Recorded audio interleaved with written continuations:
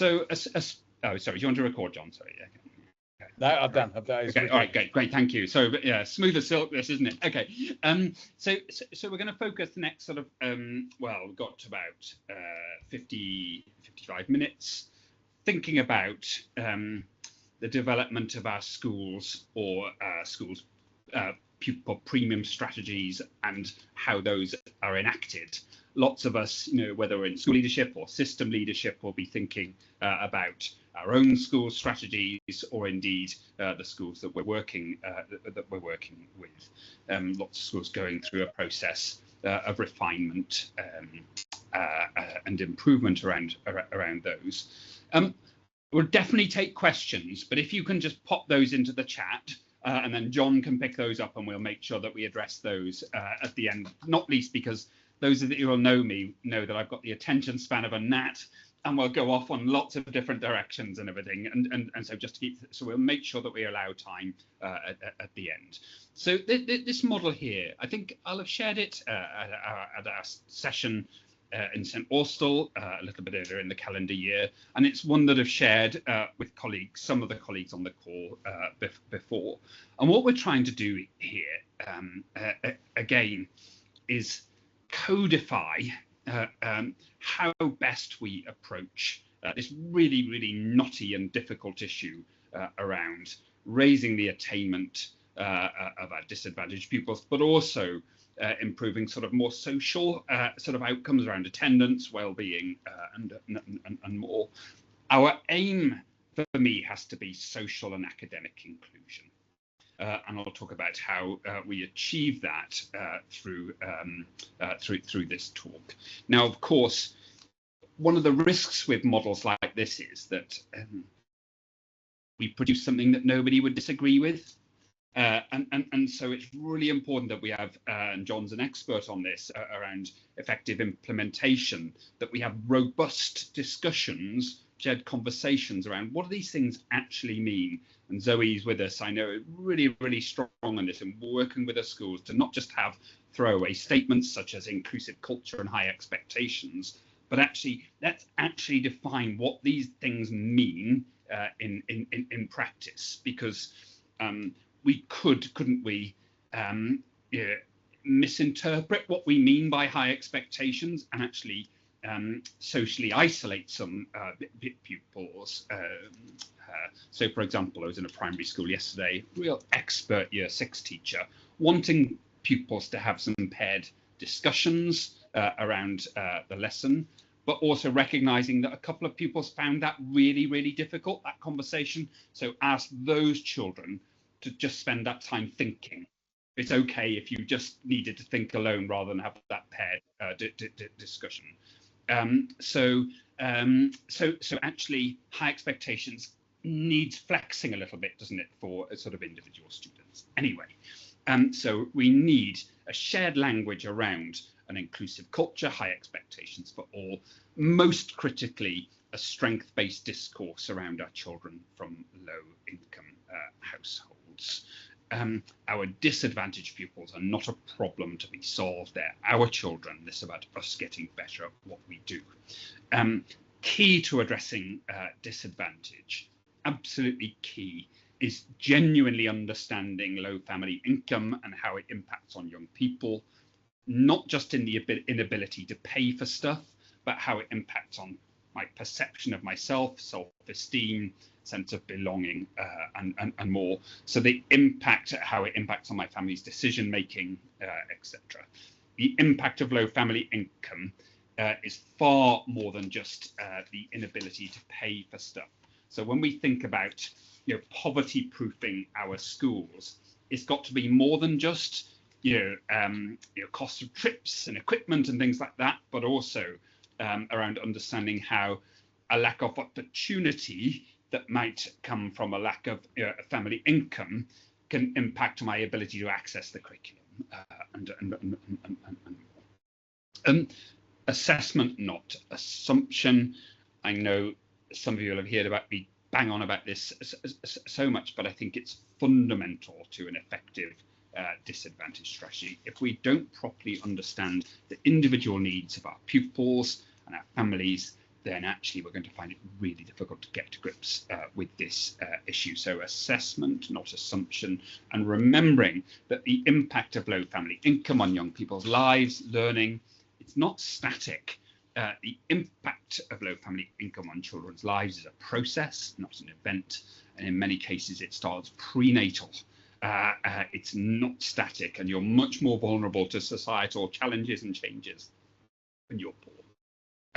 We think about how we address this challenge in the classroom, but also in wider school life, around social inclusion, friendships, access to inclusive enrichment activities, student leadership, and more.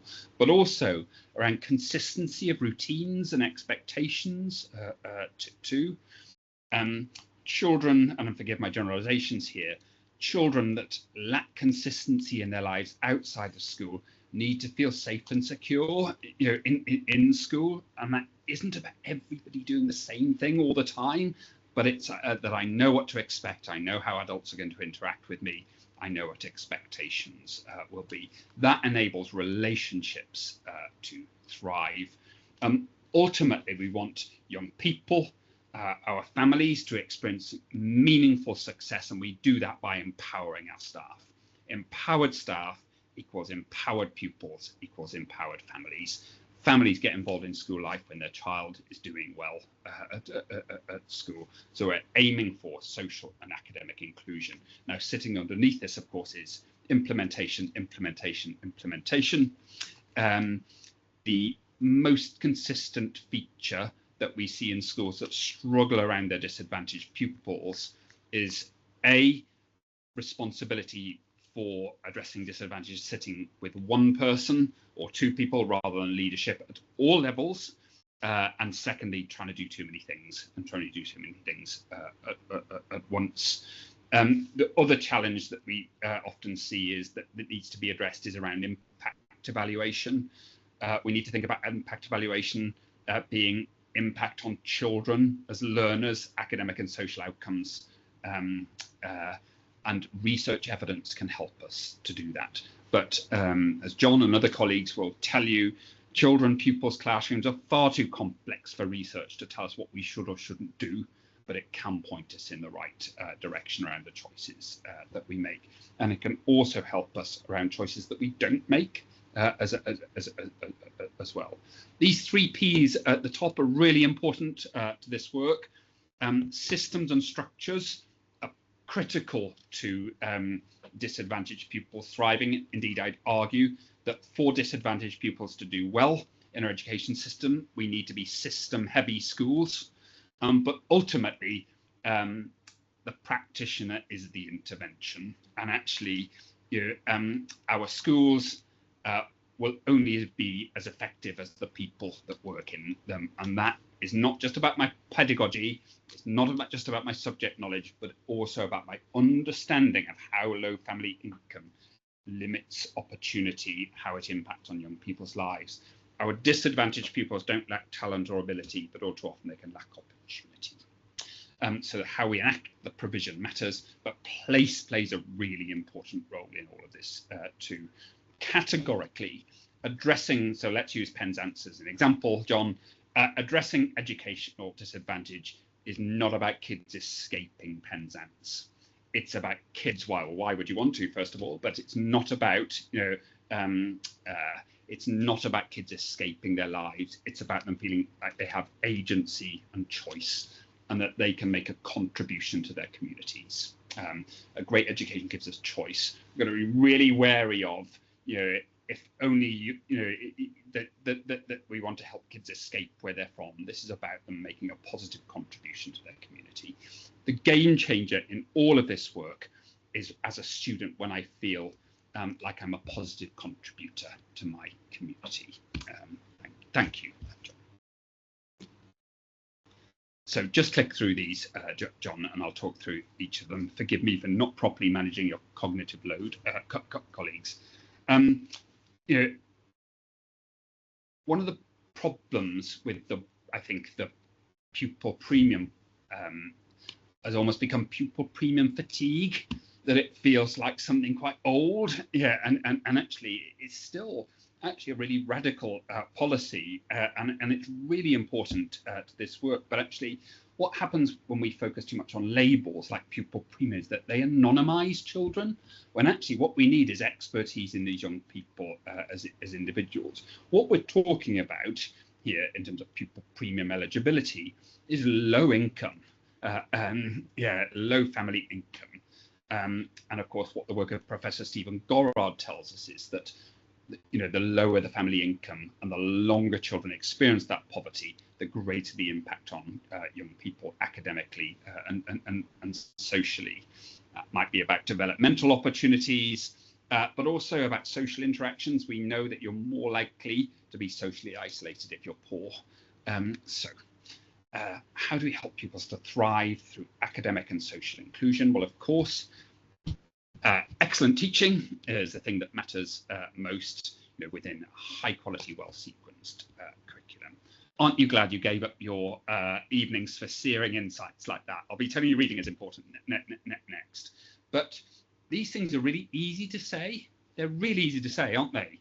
But actually enacting on the ground, and enacting on the ground in communities where we perhaps might face challenges with recruitment and retention of staff, is really difficult. So I'm really conscious that throwaway statements are easy to make, but actually perhaps more challenging to enact. The enrichment offer that we put in place, again, disproportionately important for those young people that lack opportunity outside of school.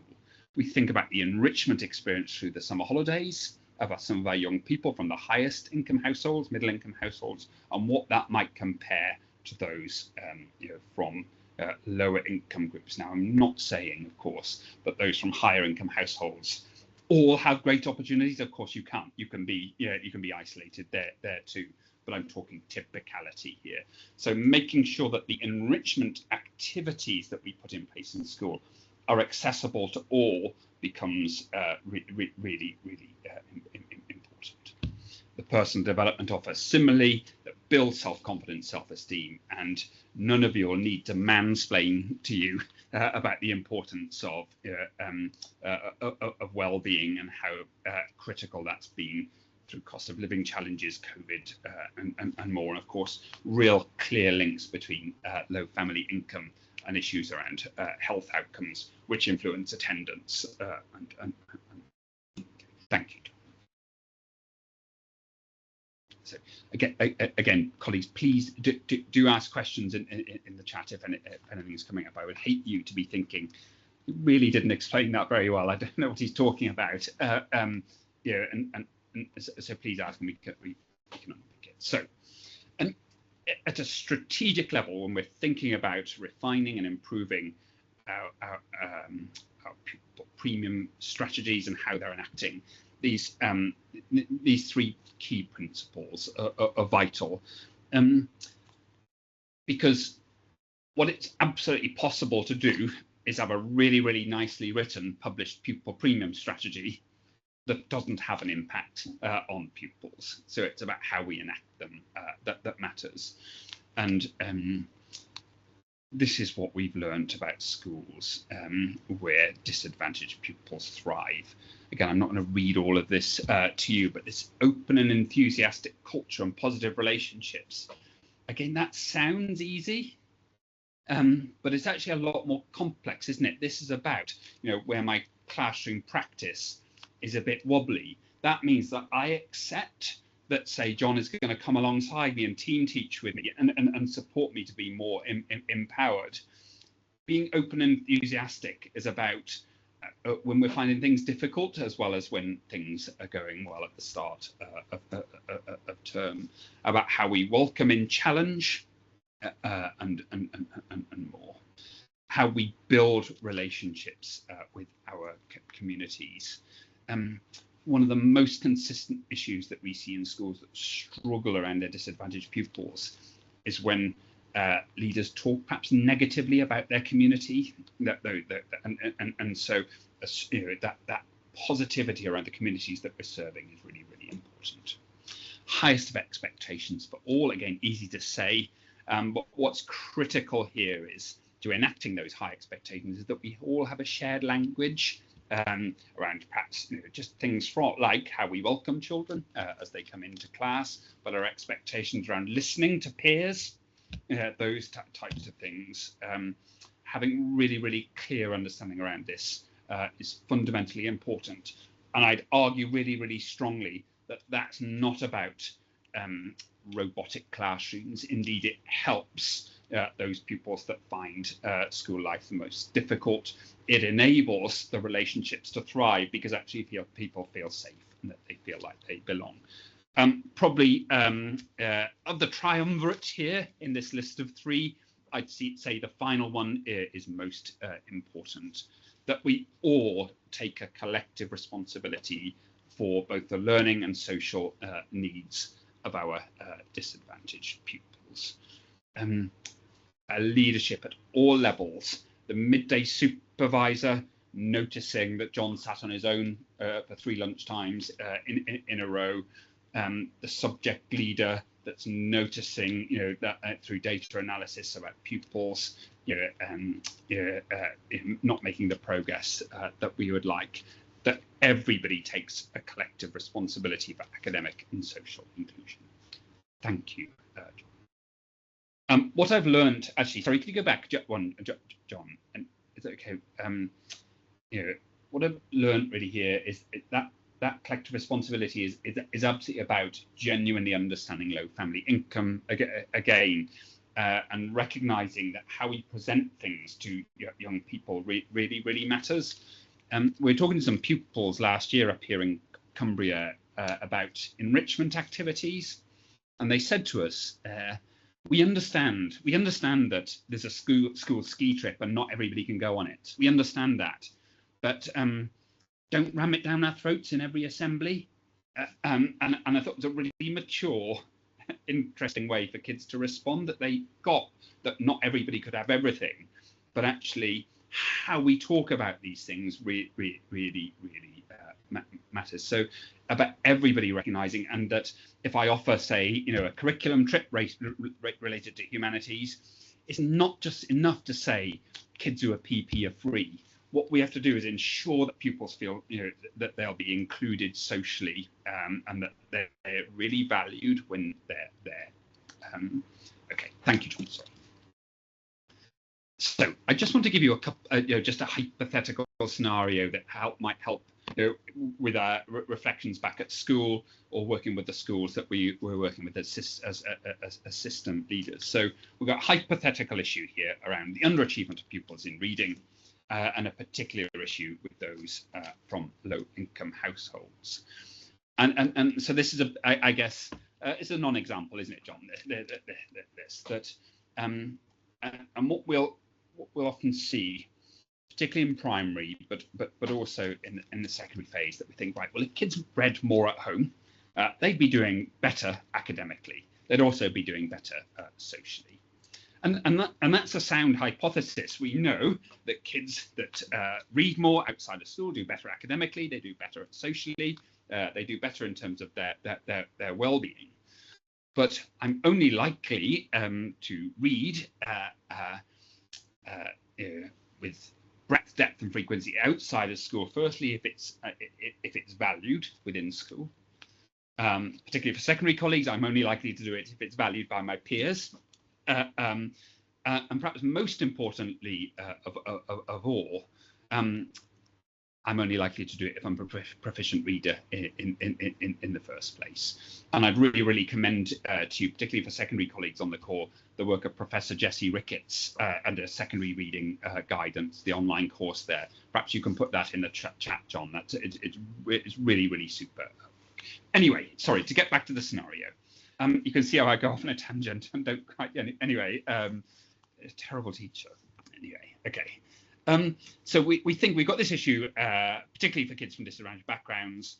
We're going to encourage more reading at home. We'll ask people to keep a record of it around some accountability. We might buy some new texts. That's the activity that we put in place. But of course, what happens is, if we overly focus on what happens outside of school, it means that we've got less focus on the classroom practice. That's the thing that's in our gift. That's the thing that we do have some control over. And when we overly focus on what happens outside of school sometimes, we can end up chasing the wind a little bit. There are lots of reasons why I might struggle to support my child's reading at home. It might be family literacy. It might be about shift patterns. It might be about family stressors, health, and more. It might be attitudinal. Whatever the issue, it's not the child's fault. It categorically is not the child's fault, and children shouldn't be held accountable for their parents' ability to support their learning outside of school. What happens when we overly focus on what happens outside of school is that we just get a bit frustrated with those families that don't complete the reading. It becomes a compliance-based approach. It becomes a bit performative. I start filling out my child's reading record, whether they've read at home or not, just to keep the teacher happy and more. There's a further problem here, and that can be that I become a little bit less diagnostic about pupils that are not reading at home. So I've got, for example, I've got John Rogers and I've got Zoe Esner. Zoe is reading lots at home. Zoe's struggling with her reading, but she's doing reading at home and she's filling out her reading record and more. John is struggling with his reading too, but doesn't do the home reading. What happens is, if we're not careful, is I'm a little bit more diagnostic about Zoe. I'll dig much deeper, whereas I assign John's underachievement to his home life, which is wrong-headed. At the risk of being flippant here, a chaotic home life is not a diagnostic assessment, it's a throwaway comment. And actually we need that. We need as much rigor over John's diagnostic assessment as we do Zoe's.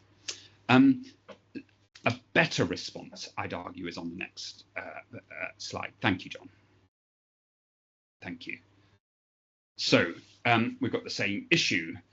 And yes, we want to encourage more reading at home, of course. Of course, we want to do that. But we address it primarily through the quality of teaching and learning in the classroom.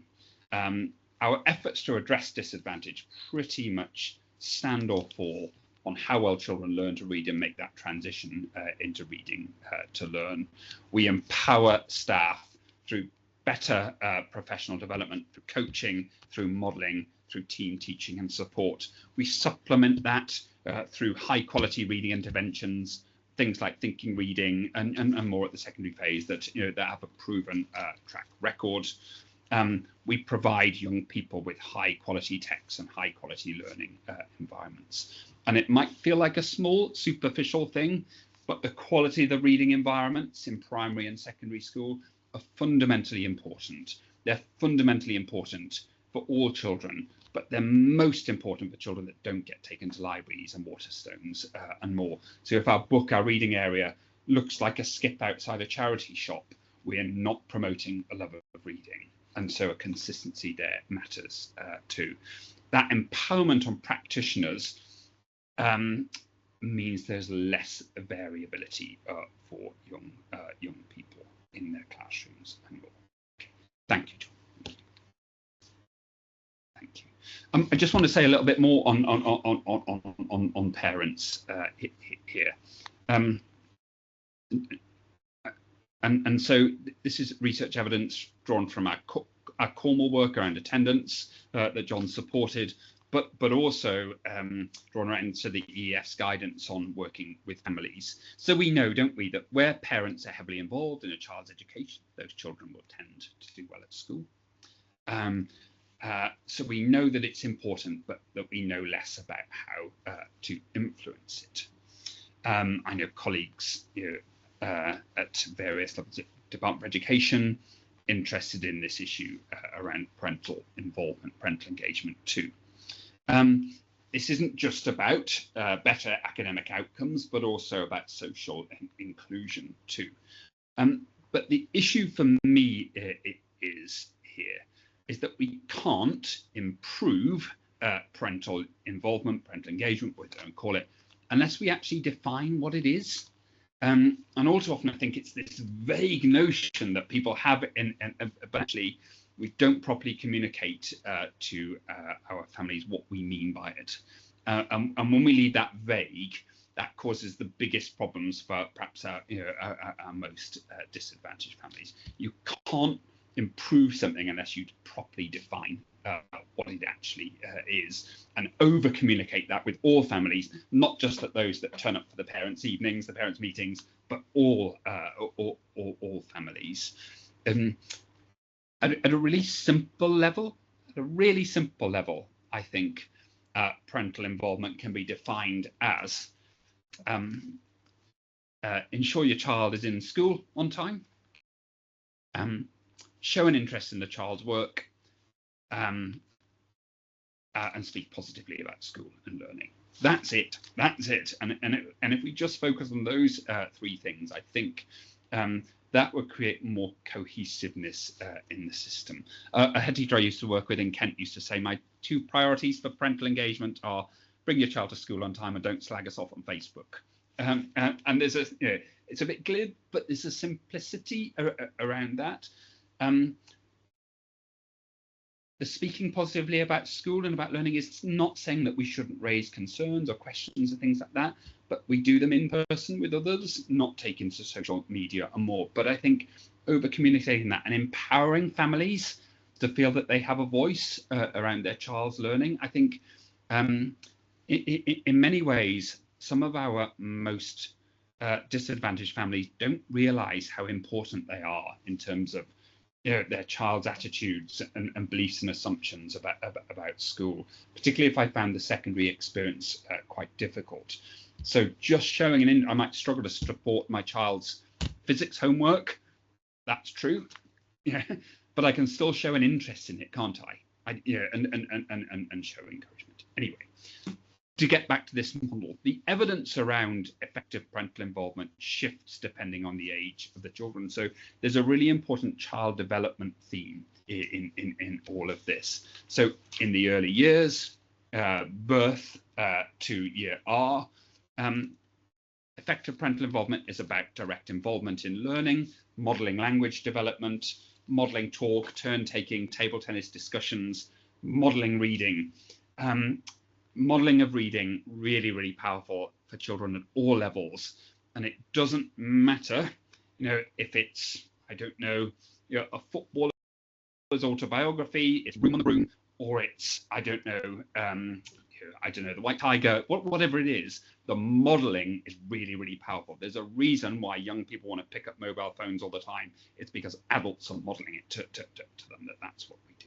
Anyway, immersing your children in real life experiences, consistency, routine, supporting attendance, punctuality, encouraging social interaction, not withdrawing children from social interaction, and embracing challenge. So one of the, I think, well-intended things that sometimes we can see families do in schools is, as John's parent, he's fallen out with some of his peers, and I keep him off for a while, as a way of trying to express how much I care for him, when actually I'm making his resilience to deal with those challenges less, aren't I, by adopting those behaviours. As children get older into Key Stage 2, effective parental involvement is much less about being directly involved, rather about encouraging good learning behaviours, good behaviour more generally, again, encouraging issues around attendance, habits, routines, self-regulation. My daughter Martha can talk with absolute passion and consistency about how she desperately needs to have friends on in the background when she's revising, that she needs to have a phone with her, etc., etc. So actually understanding those things and supporting children and telling them that their revision will be over a lot quicker if they don't do those things, really important. Show an interest in the work, communicating effectively with school.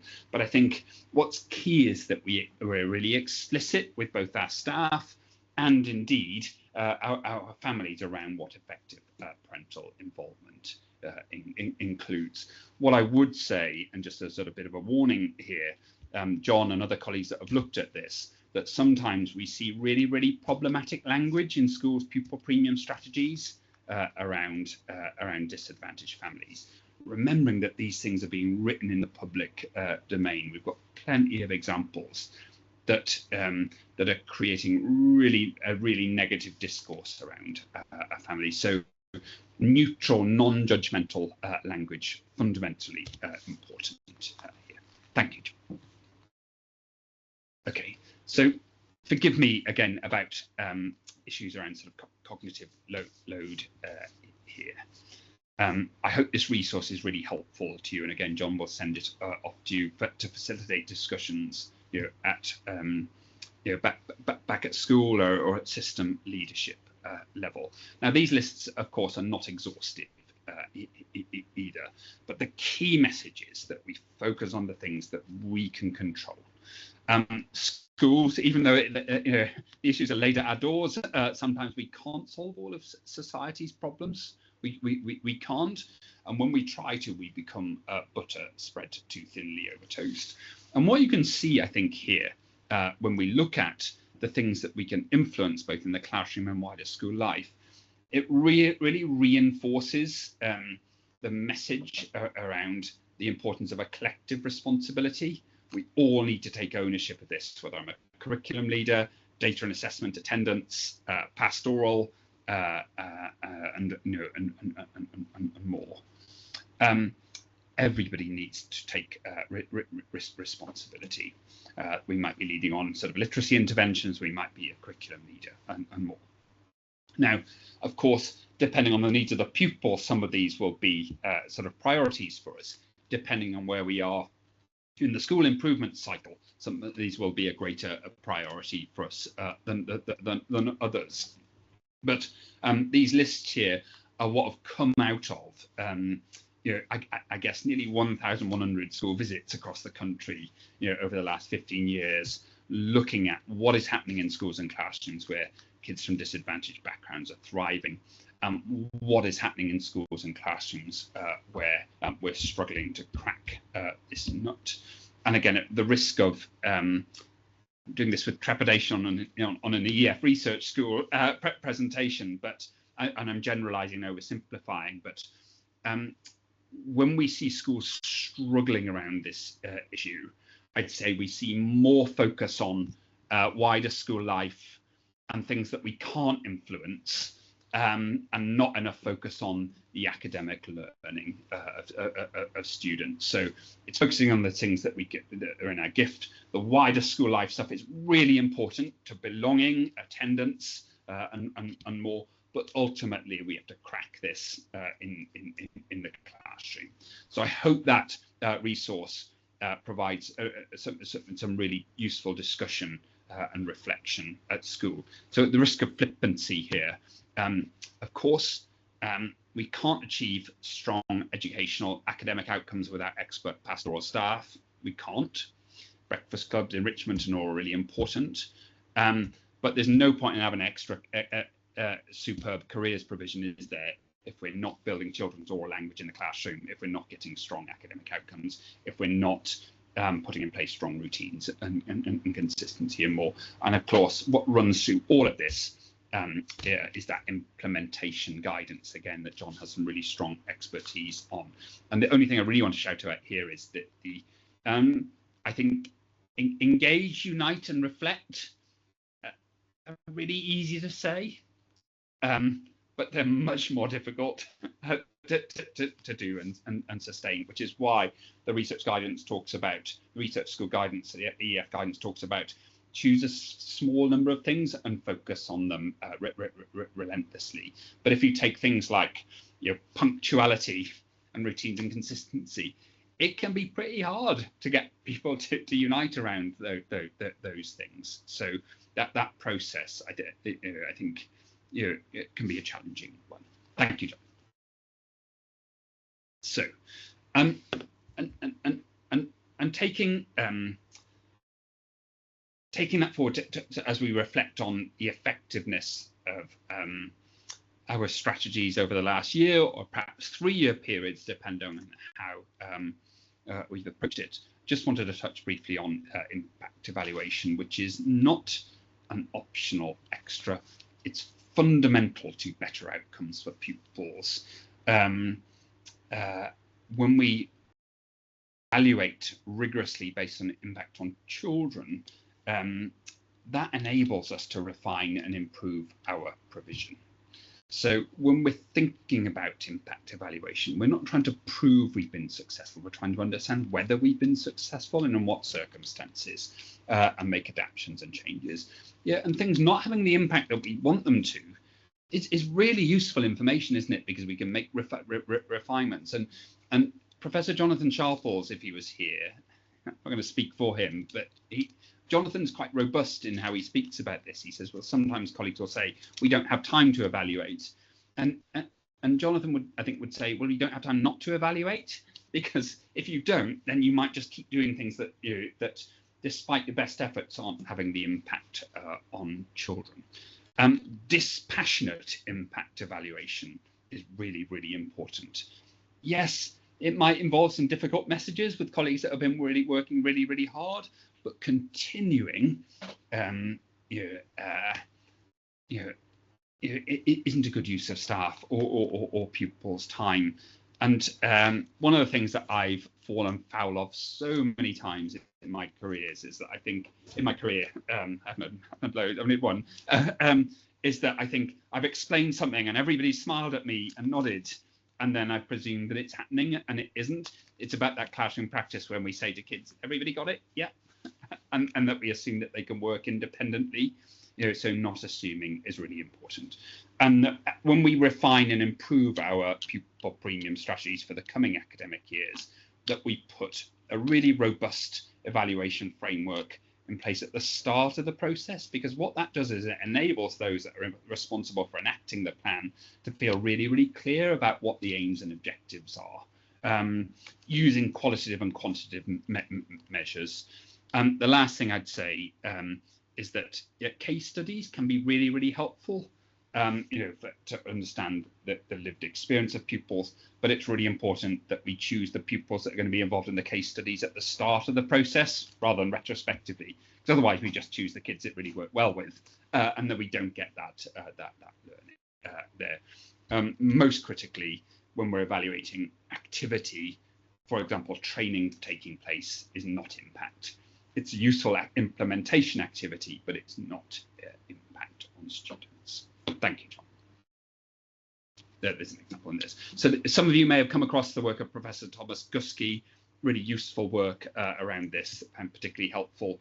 His model around evaluating professional development suggests that most of the time when we evaluate, we don't get past level 1. Participants' reactions. Were the joining instructions useful? Was the lunch nice? Did you like the speaker? You have to say yes to that when John sends the evaluation. Anyway, okay. But people tend to not think about it, but those reactions are important. Do people feel cared for? That was the premise for the National College of School Leadership, that actually about valuing people being really, really important. Level 2, participants learning. Of course, was my knowledge consolidated, or did I learn new things? That's the second level. The third, I think, is critical: organizational support and change, because I could learn new stuff, but then if I'm not given any further support, professional learning, then actually it's going to be water through a colander. Here's where the sort of gold dust happens. Am I using that new knowledge and skill in my practice on a day-to-day basis? And I think this where things often get stuck. John, we might have conversations with colleagues saying, well, yeah, we've had this professional development around secondary reading, but I haven't had time to do any follow-up on it because I'm covering things like that. And ultimately, the true measure of impact, isn't it, is around students' learning outcomes. Okay, so I hope that's useful for discussion. Okay, thank you, John.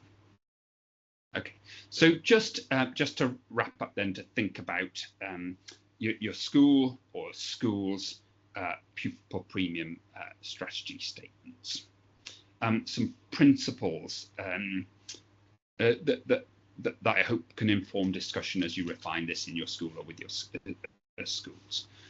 One of the things that we found really useful to do in our work with schools, been doing up here in West Cumbria this week, is to try and distill the intent statement down to 25 words. Some of them are very long, and people find this difficult, and there is a risk around superficiality. But it's a really useful, I think, activity. I can't. I'm not sure who the philosopher said. If the more you explain, the less I understand. But there's a risk around that in some of the strategies. To quote Ronald Reagan, which might feel a bit weird, if you're explaining, you're losing. And I think sometimes we can put too much in this, and actually, because what we're trying to do with our intent statement is to communicate with internal and external stakeholders what our ambitions are for our disadvantaged pupils. Our efforts to address disadvantage stand or fall on the quality of our understanding of the challenges. Assessment, not assumption, rigorous use of data, really careful thought about how low family income impacts on young people, and where our provision needs to do better. Again, remembering using neutral, non-judgmental language.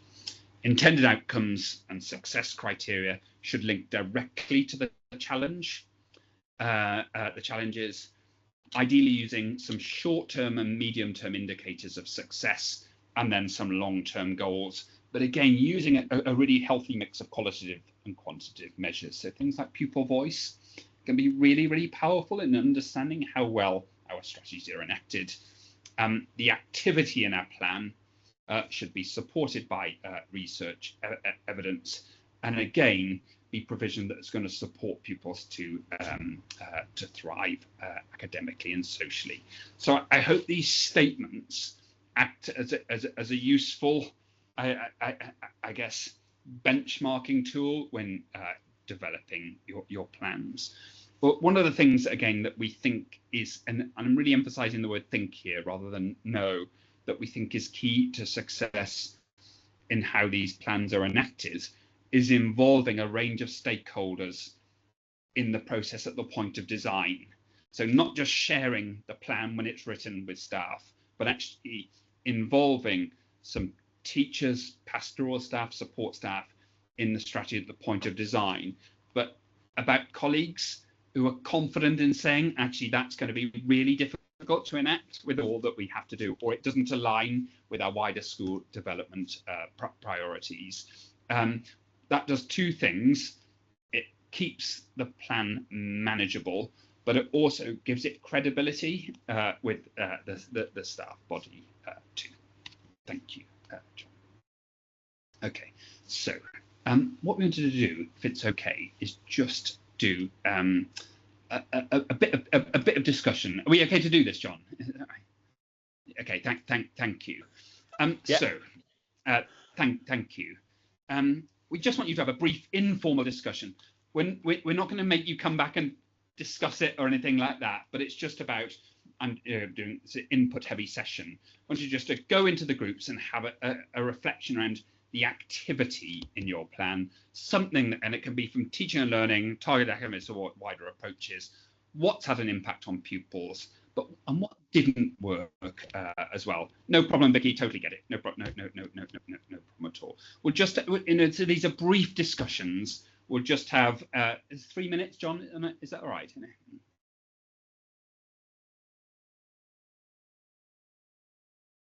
Well, first of all, everyone, look, so we're not going to do any more formal input here. We've got just a couple of slides, but thank you for engaging in those discussions. I hope they're helpful.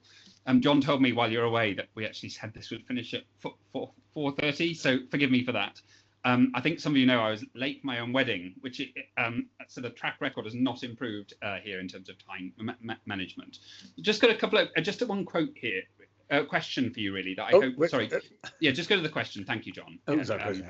Yeah, that the reality isn't there. We're having lots of rich discussions, across the country around why isn't the pupil premium always having the effect that we'd like it to? And of course, there's a reality, isn't it, that whilst the funding might have been sustained and increased, wider social care provision, other funding resources are not there, and of course, so the funding becomes more like butter spread too thinly over toast.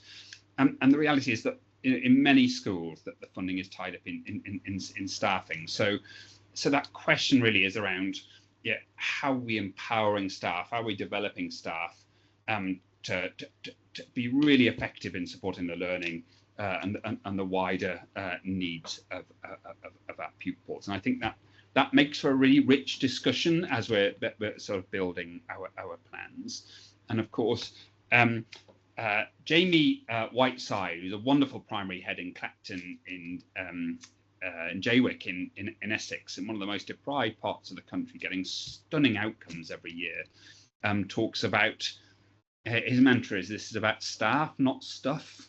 Yes, we give the children some things, but actually it's about powering staff. So I hope that's a useful discussion. And my final slide is a bit bleak. Our dear friends at Ofsted, this is a quote about the new framework. Look, I'm not saying we need to be really focusing on Ofsted here. But sometimes our colleagues need a bit of persuasion, don't they, around prioritising this issue, around disadvantage. So let's finish the session with going to the lowest common denominator, yes, and focus on accountability. But actually, and of course, Zoe, just discussion, raised a very good point around what do we mean by transformational, so these things need unpicking. But I guess Pupil Premium and use of Pupil Premium is going to be a central point in that new Ofsted framework. Whatever we think about it, it's there, and so important that our colleagues and our governors know about that.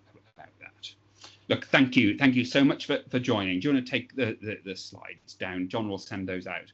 And I just wanted to see if anybody had any sort of further questions on those discussions, or indeed anything that colleagues want to share from their reflections or their work over the last year or so.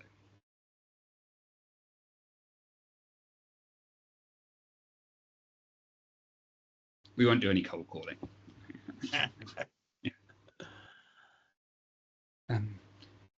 Well, Mark, listen, in lieu of no questions, I mean, lots to digest in there as ever when I hear Mark speak. And to be fair, Mark, I've heard you speak quite a few times, but there's there's always something new there. There's always something to think about, to go away and dig into further, to discuss back at Maps Bay Academy where I am, or with Gareth for the research school. So Mark, thank you so much. It's been a real honour and a privilege to have you with us. You're such a friend to Cornwall and to the research school. So thank you so much for your hard work and efforts, and for everything you've said tonight. And thank you, of course, for the day in July. It's been absolutely wonderful. Just to say, I'll email everybody on the call the PDF of the slides and a couple of links that Mark mentioned. I'll dig those out overnight and send those over to people tomorrow. And I'll get the recording up onto YouTube, and I'll send you the link to that as well, should you wish to, if it's all right with Mark, to share that around. I know, Mark, I did ask you about the recording, but so there's a couple of people that could. Simon, of course, we'll send it. Yeah. So if there's no further questions, Mark and I'll just stay around for a minute. But thank you so much for coming, and we'll hopefully see you all soon. Thank you.